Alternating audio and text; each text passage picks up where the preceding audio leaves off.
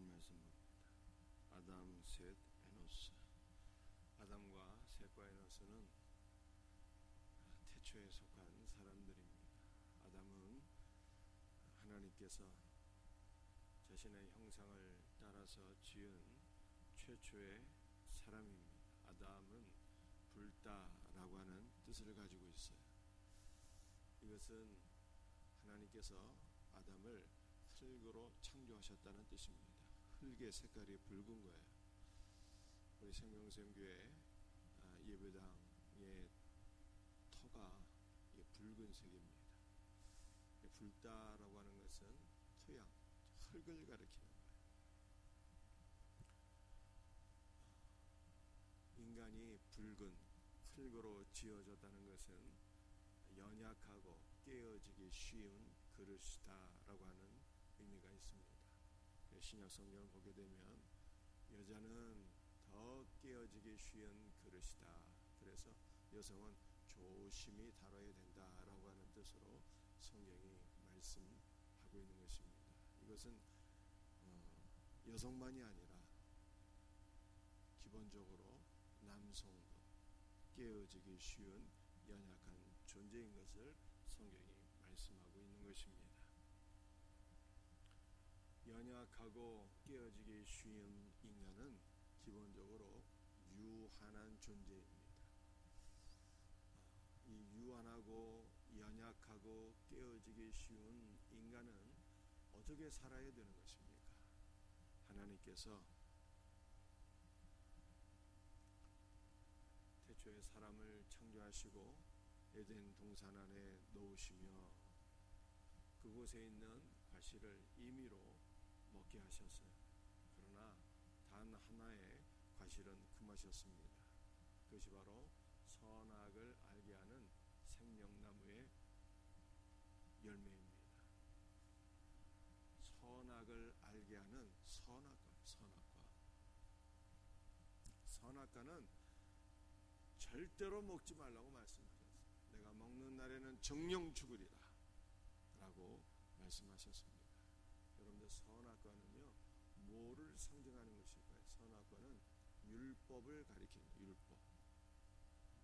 여러분, 아담과 하와가 선악과를 따먹을 때 왜 따먹으려고 했어요? 사탄의 미혹을 받아서 하나님처럼 되고 싶어서 선악과를 먹으려고 했어요. 이것은 바로 율법을 가리킵니다. 여러분들, 율법이 무엇입니까? 내가 노력해서 선해지고, 내가 노력해서 거룩해지고, 내가 노력해서 하나님의 수준으로 올라가고, 자기가 중심이 되어서 자기 노력으로 사는 것이 바로 율법인 것입니다. 율법. 그런데 율법으로는, 인간의 노력으로는 선해질 수도 없고 거룩해질 수도 없고 하나님처럼 될 수가 없는 거예요. 오히려 사탄의 노예가 될 뿐인 것입니다. 하나님께서 율법을 주신 것은 우리 노력으로 거룩해지고 하나님처럼 되라고 주신 것이 아니죠. 율법은 기본적으로 토라라고 하는데, 토라는 가리키다, 지시하다라고 하는 뜻을 가지고 있어요. 이 율법은 뭐를 가리키고 지시한다는 뜻입니까? 한 사람을 가리키고 저 분에게로 가라, 이걸 말씀하고 있는 거예요. 그분은 누구일까요? 그분은 바로 생명나무가 되시는 예수 그리스도를 가리키는 거예요. 아담과 하와는 생명나무 되시는 예수께로 가서 그를 먹고 그와 더불어 연합하게 될 때 비로소 어떤 존재가 되는 것입니까? 영원하신 하나님의 자녀가 되는 것이고, 영원하신 하나님과 연합하여서 영원한 존재가 되는 거예요. 이게 놀라운 영적 비밀이죠.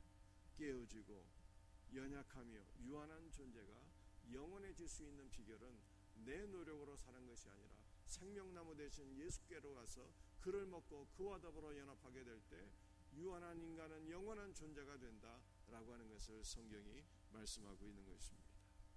하나님께서 아담에게 아들 셋을 주셨어요. 아담의 아들은 가인과 아벨이었는데, 가인이 동생을 돌로 쳐 죽여서 하나님께서 아벨 대신에 셋을 주신 것입니다. 그래서 셋의 이름의 뜻은 대신 주셨다는 뜻이에요. 대신. 그러므로 이 셋은요, 예수님을 가리키고 있는 것입니다. 예수님은 우리 대신 죽으신 분. 셋이 대신이란 뜻이에요. 예수님은 우리 대신 죽으셨고 우리 대신 부활하셨어요. 그런데 예수님께서 우리 대신 죽으셨을 때 우리는 그리스도 안에 있고 그리스도와 연합해 있는 것이기 때문에 우리도 예수님과 함께 죽은 존재인 것입니다. 예수님께서 우리 대신 부활하셨을 때 그리스도 안에 있는 우리도 예수 그리스도 안에서 부활하게 된 것을 믿으시길 바랍니다. 예수님은 우리 대신 죽고 우리 대신 부활하셔서 우리의 생명이 되신 분이다 라고 하는 것을 성경이 말씀하고 있습니다. 여러분들 셋이 장가가서 아들을 낳았는데요, 그 아들의 이름이 에노스입니다. 에노스는 사람이란 뜻인데 그냥 사람이 아니라 불치병이 걸린 사람이라고 하는 뜻을 가지고 있어요. 불치병,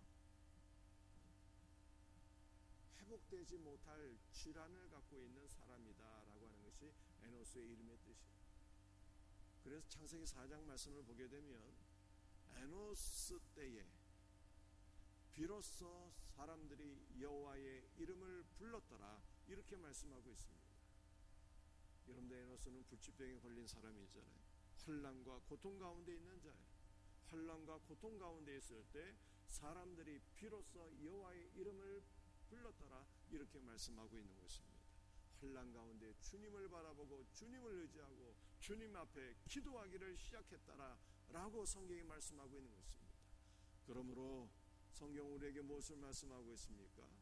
고난받는 것이 우리의 유익이라 말씀하고 있습니다. 현재의 고난은 장차 나타날 영광과 좋게 비교할 수 없다 말씀하고 있습니다. 고난은 위장된 축복이라는 거예요. 고난이 왜 위장된 축복입니까? 형통할 때는 하나님의 이름을 부르지 않았는데 불치병이 걸리고 나서 환난과 고통의 시간에 비로소 주님을 찾기 시작했다는 거예요. 비로소 주님을 의지하며 기도하기 시작했다는 것입니다. 그러므로 고난이 하나님을 만나게 되는 시간이기 때문에 고난이 축복이라는 것입니다. 사랑하는 성도들, 여러분들에게 어떠한 환난과 고통이 있습니까? 환난과 고통의 시간에 주님의 이름을 부르며 기도하는 우리의 성도들이 되시기를 주의 이름으로 축복합니다. 4절 말씀 보시겠어요? 노아, 셈, 함과 야벳은 조상들이라. 노아의 세 아들을 통해서 홍수 이후에 인류가 퍼져나갔으니 노아와 셈과 함과 야벳은 인류의 조상들이 되는 것입니다. 여러분들, 노아의 세 아들의 이야기를 여러분들이 잘 알고 계시죠?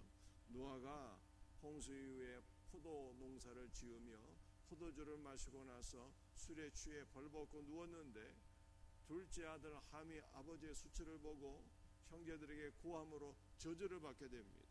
그런데 정확히 말씀을 드리면 함이 저주를 받은 것이 아니라 함의 아들 가나안이 저주를 받게 돼요. 여러분들, 함의 아들들의 이름이 8절에 기록되어 있어요. 함의 자손은 구스와 미스라임과 북과 가나안이요. 여러분들, 구스라고 하는 것은요, 에티오피아의 조상이 되는 것입니다. 함의 둘째 아들 미스라임은요, 이집트, 성경에서는 애굽이죠. 애굽의 조상이 되는 것이 미스라임이에요. 붓은 오늘날 아프리카의 리비아의 조상이 되는 것입니다. 그리고 노아에 의해서 저주를 받았던 아들이 바로 가나안인데 함의 넷째 아들이죠. 이 가나안이 가나안의 원주민들을 이루게 되는 것입니다. 그런데 오늘 우리가 주목할 아들은 미스라임이에요. 미스라임이 이 애굽의 조상이 된다고 하는 것을 말씀드렸어요. 이 미스라임이 아들을 낳게 되는데 11절 12절 말씀 보시겠습니다. 미스라임은 루딤과 아나밈과 르하빔과 납두힘과 바두루심과 기슬루함과 갑도림을 낳았으니 블레셋 족속은 기슬루힘에게서 나왔으며.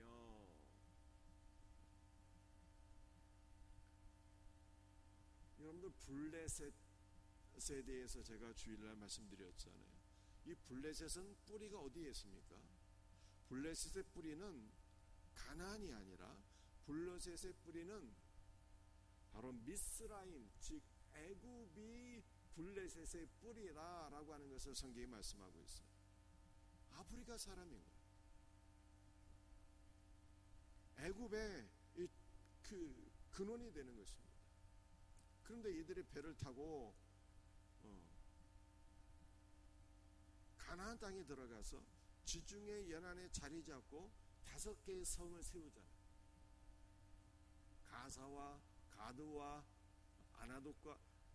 아나돗과 아스글론과 에그론과 이 5개의 성을 세우게 되는 것입니다.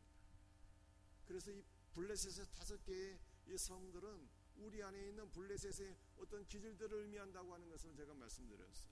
강하고 성격이 강하고 난폭하고 불같고 술에 취해서 육체의 쾌락을 추구하는 우리 안에 있는 이 기질들을 의미한다라고 하는 것을 말씀드렸습니다. 그런데 이 블레셋이라고 하는 이 5개의 도시가 여호수아에 의해서 점령을 당하지만 끝까지 살아남아요. 삼손에 의해서도 크게 무너지게 되지만 끝까지 살아남아서 이들이 이스라엘의 가장 큰 대적이 됩니다. 끝까지 살아남아서 이스라엘을 괴롭히는 것이 바로 블레셋이에요. 여러분들 블레셋의 이름의 뜻은요, 어떤 뜻인가 하면은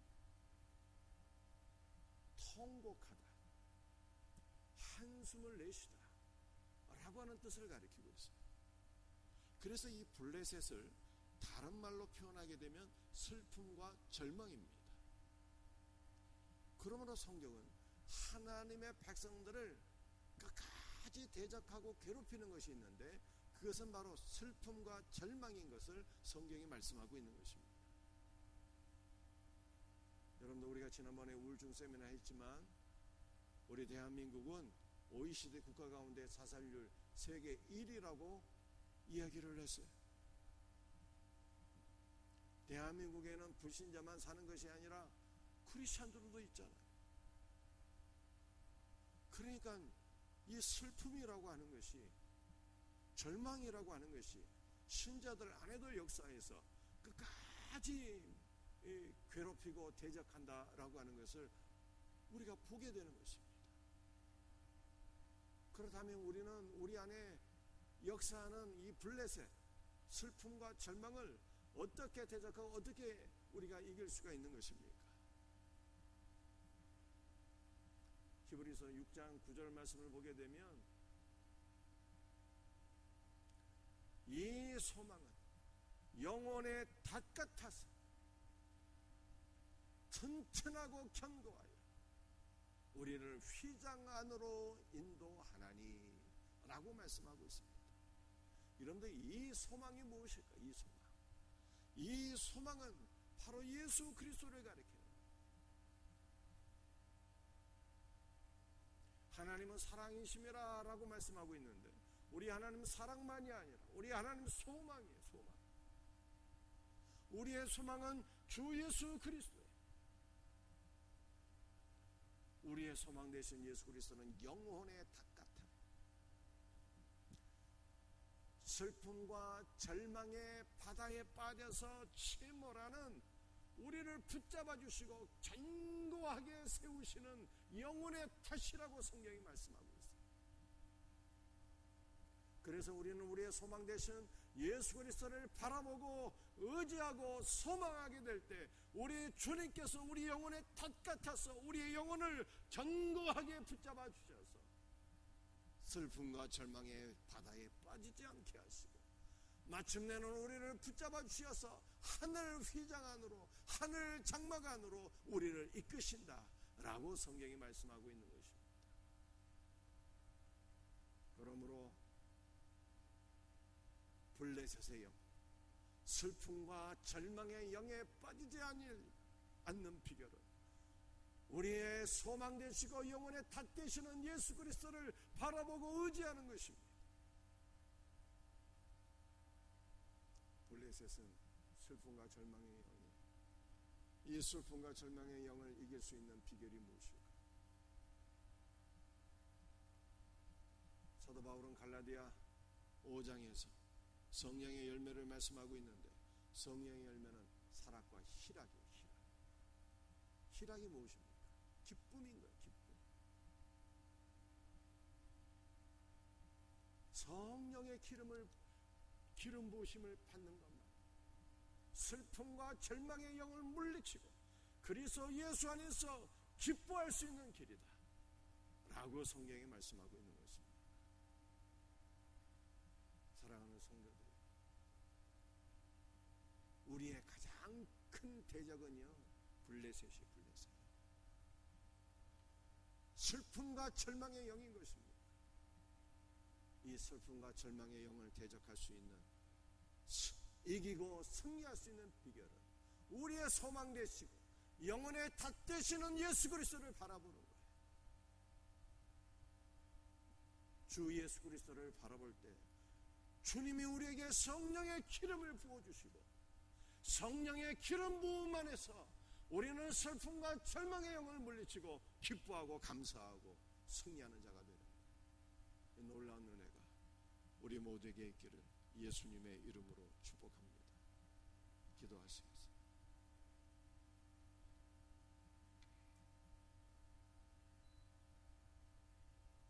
주 예수님, 에노스 시대에 사람들이 들어서 주님의 이름을 불렀다라고 말씀하고 있습니다.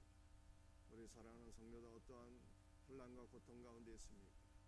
절망하지 말게 하시고 주 예수의 이름을 부르며 기도함으로 우리 주님께서 구원해 주시는 놀라운 역사를 경험하게 하여 주옵소서.